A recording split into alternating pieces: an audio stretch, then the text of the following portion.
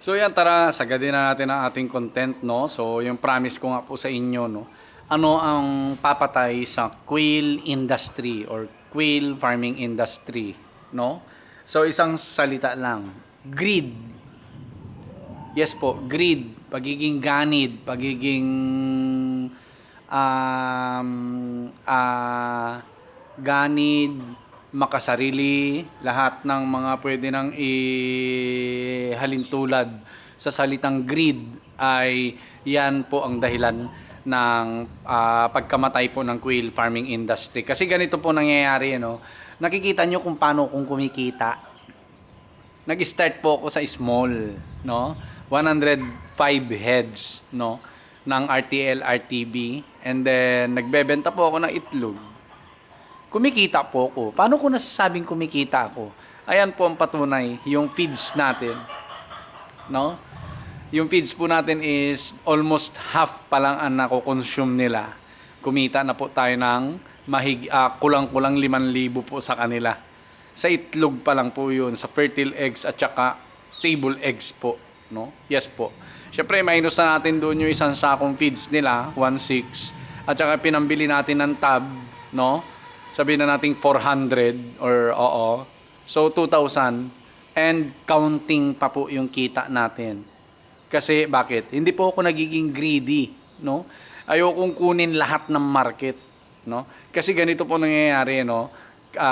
Sa iba, lalo yung mga mayayaman na nakita nila na maganda po ang quail farming industry, yung quail egg production at market ng itlog is maganda. Bibili po yan ng marami.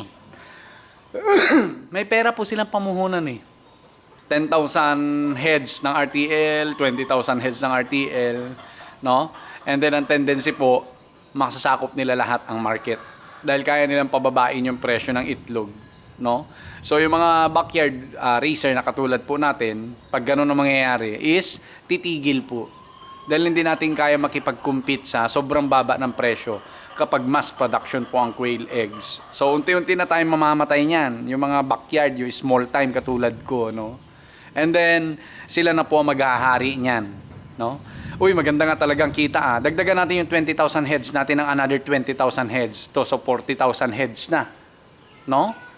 And then minamanage nila maayos, magandang production nila hanggang sa may matitira ng mga itlog ng pugo. Hanggang sa magsasawa na rin po yung mga kumukuha sa kanila, no? Dahil sa sobrang dami po ng supply, no? Magsasawa rin ng tao, magsasawa rin ng mga small time negosyante ng kwek-kwek, yung mga vendor, ayan po, no? At doon na po unti-unti, no? Mamamatay ang quail farming industry, yung oversupply.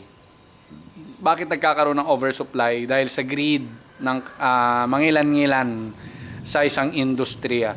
Kasi kung hindi tayo magiging greedy, yung sapat lang ang aalagaan natin sa market natin, okay lang po yun, no?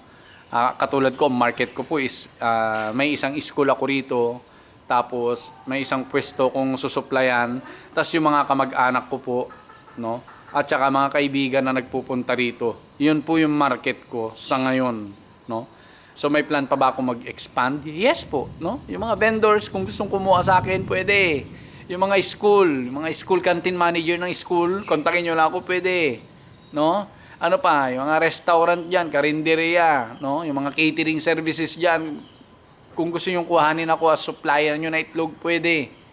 Pero yung aakuin ko lahat ng market, mahirap po yun, no? Mahirap po yun. Yun yung tinatawag na greed na natin.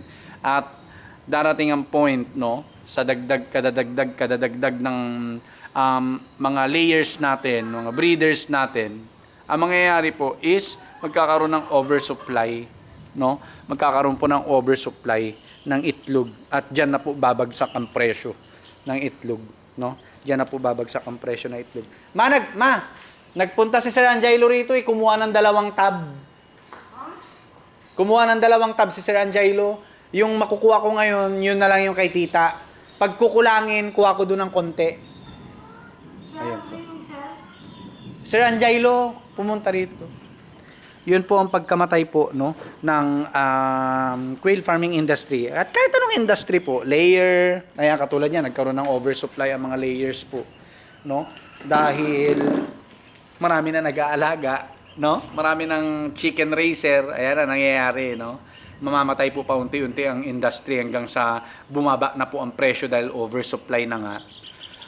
Hanggang sa yung production cost po is mas malaki na kaysa sa kinikita. Yung sinasabi nga nila na ipot na lang ang matitira sa inyo. Yun po yun, no? Yung greed ng mangilan-ngilan po sa atin na sobrang dami kung mag-alaga, no? Sobra-sobra na sa market nila, no? Or sa circle of market nila, no? Kasi ako circle of market ko, sabi ko nga, mga kakilala, kamag-anak, yung isang school dito sa amin at saka yung isang pwesto sa San Agustin, no? At yung mga nagwo-walk-in dito, no? Sapat po, no? Kinukulang pa ako. Kaya nga nagpaparami po ako eh, no? Kinukulang pa, no? So, yun lang po ang iki-cater ko. Ngayon kung may kukuha po sa akin bilang supplier, no, ng additional, magpaparami pa po ako. Ganun lang po, no? Hindi po yung isang bagsakan 20,000 heads, agad yung aalagaan 40,000, 50,000 heads, no? So, sa una yun malaki ang kita. Pero po ang mangyayari kapag magkakaroon na ng oversupply, babagsak po ang presyo ng isang produkto, no? To the point na yung production cost, feeds, vitamins, gamot, no, yung effort ng pasahod mo sa tao is mas malaki na kaysa sa kinikita. And yan po ang pinakamahirap na mangyayari sa isang industry, no? Kaya nga napaka-ingat ko din pagdating sa pagdi-distribute ng fertile eggs, no? And soon yung mga day-old chicks natin at saka RTL, RTB natin, ingat-ingat din lalo na kapag maramihan ang kuha sa atin, mag-isip-isip ka na, no? Okay? Isipin mo yan, lalo pag malapit po sa area mo yung mag-aalaga. Asahan mo sa loob ng 10 buwan, no, meron kang kakompetensya, no? Halimbawa, ang kukunin sa DOC is 5,000 heads. Matik yun, no? Kalaban mo yun ng 10 buwan. Okay? Lalo pag dito sa paligid, no? Kaya yun po mangyayari. Hindi lang din po basta kita ang tinitingnan natin. Mahirap rin po, no? Mahirap rin. Okay? At doon po bumabagsak. Actually, pag nagkaroon ng oversupply ng produkto, matik yan, babagsak po ang presyo, no? To the point na mas malaki na yung ginagastos ng production cost kesa sa kinikita. Tayo ngayon, ayan, no? Kulang-kulang 5,000 na po, bibilangin natin mamaya, no? Yung kinita natin. So, sa isang sakong feeds ng 100, ilan na ba to? 124 heads kamo na. Kasama na yung mga papisa natin. Almost nasa kalahati pa lang po sila. Hindi pa siya lagpas kalahati, no? Kumita na tayo ng ilan? Kulang-kulang 5,000 po. Yes po, kulang-kulang 5,000 na po, no? So yung kalahati ng feeds po nila, no, na yung mga iitlog nila sa mga susunod pang mga araw, kita na po natin yun. Linis na, kumbaga. Malilinis na po natin, no? So, yung kulang-kulang 5,000 po natin dyan is net pa lang po natin yun, no? Hindi pa naka-minus yung 1,600 pesos na isang sako ng quail lay eggs natin. Ano pa ba? Yun lang naman ang ginagastos ko eh, no? Kasi yung Vitamin Pro, andyan na yan, matagal na. Tsaka yung mga Premoxil na yan, andyan na po, matagal na, no? Kaya talagang feeds na lang po talagang ang inaano natin, ang binibili po natin sa kanila, no? Wala na po tayong extra, no? Okay? So, yun po, no? Doon po mamamatay ang isang industriya kapag nagkaroon ng oversupply because of greed na sinasabi, no? O yung pagiging makasarili po ng mga big time business owner, no? Kaya kung hindi po mag-iisip, kahit po big time or small time po yan, at hindi nag-isip ng tama sa pag-aanalisa ng isang industriya, lalo na itong livestock farming po na ito, ay babagsak at babagsak rin po. Nandamay ka na, madadamay ka pa. Yan po yun, no? Nandamay ka na, mandadamay ka pa. So, itong pasukan, wala pong problema magparami na magparami dahil mataas ang demand. Mataas din ang presyo ng itlog ng pugo. Yes po, tataas po ang presyo ng itlog pugo. Kaya ngayong pasukan po, sold out tayo everyday, no? Kasi meron tayong susuplayan. So yung sa mga gustong kumuha ng quail eggs, mag-chat po muna kayo sa akin, no? Kung may available. No, mahirap naman na, Sir Pats, kuha ko 2 tabs, deliver mo mamaya. Wala na pala tayong itlog ng pugo, mga ganun po, no? So, yun ipopost naman natin kung may matitira, no? Araw-araw next week sa production po natin. Ang magiging problema ko lang po dito, baka may seminar kami, no? Ng tawag dito. Next week, yari, no? Walang mangunguha ng itlog dyan sa ano natin. Sa ano natin. Pero ang gagawin ko siguro nun, kung malapit lang ang venue, talagang uwian po tayo, no? Uwian po talagang gagawin ko. No, hindi pa pwedeng hindi. Okay? So, yun po, no? Ang na-share ko lang para at least aware din po yung mga gusto magsimula na malaki ang kapital na, uy, maganda yung quail egg production, ah. Nakikita ko sa vlog ni Sir, kumikita siya. Kuha tayo 50,000 heads. Kuha tayo 20,000 heads, no? Hanggang sa dumating po ang point na talagang mag-oversupply, babagsak po yung presyo, and mamamatay pa unti-unti ang quail farming industry. Dahil, yun nga, marami nang titigil, pati ikaw mismo titigil ka na. Dahil mas malaki na po ang production cost mo kaysa sa kinikita mo dahil bagsak na ang presyo ng itlog or almost wala nang kumukuha dahil sa dami. Ayan, no?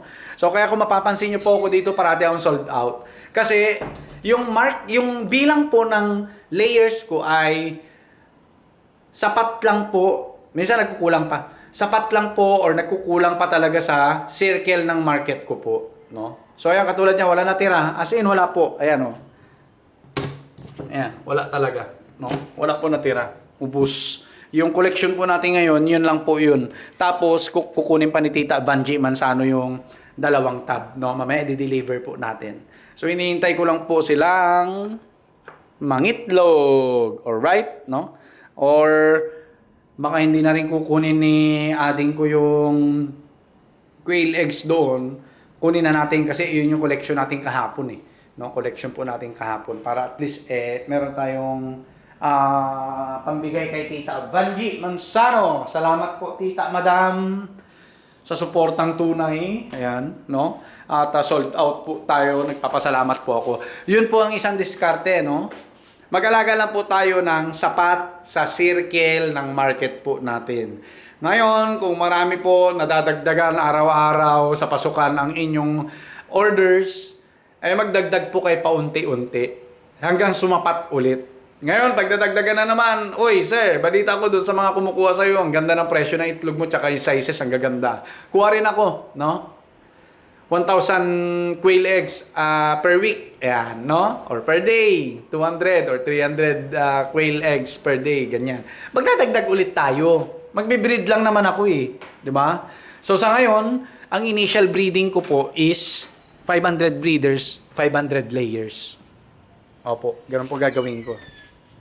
No? Or ano, 400, no? 400 na layers, 400 po na breeders. Pero depende pa po 'yan sa iniisip kong mga gagamiting kulungan, no? Syempre, obviously, ito gagamitin natin 'yan. At saka ito. Gagawin nating breeding cage din po 'to, no? Gagawin din po natin breeding cage. So, yun ang gagawin po natin. Kukumpletuhin ko po muna yung mga breeding materials natin dito sa 4 na scratch pen at saka doon sa 2 yun. No? Pag nakumpleto na po natin, the rest ng palabas po natin ay layers na po. Egg layers na. Quail egg layers na po natin. And the rest ng mga lalaki doon sa mga papisa natin is ikakal na po natin as meat type. No? Quail meat. Ayan. No? At ang kailangan lang natin ma-maintain po is yung ating mga breeders po. No? Okay? Yan po ang kailangan nating ma-maintain, yung mga breeders po natin. No? So, sa pagtungtong ng last week ng March, ikakal na po natin lahat ng layers natin. And then, kokolekta na po tayo ng itlog ng mga breeders natin, no? Mga ilang salang hanggang sa mabuno na naman natin yung bilang ng layers natin at saka breeders para sa susunod na taon. Ganon po ang diskarte po natin, no? Ganon po ang breeding plan natin. Quail breeding plan. Dapat meron po kayong breeding plan, no? Kung kailan kayo magkakal, kailan kayo magpaparami ulit, ano? Ganon po ang mangyayari. Dapat ganon po. Kasi kung wala kayong sistema, yari po kayo, no?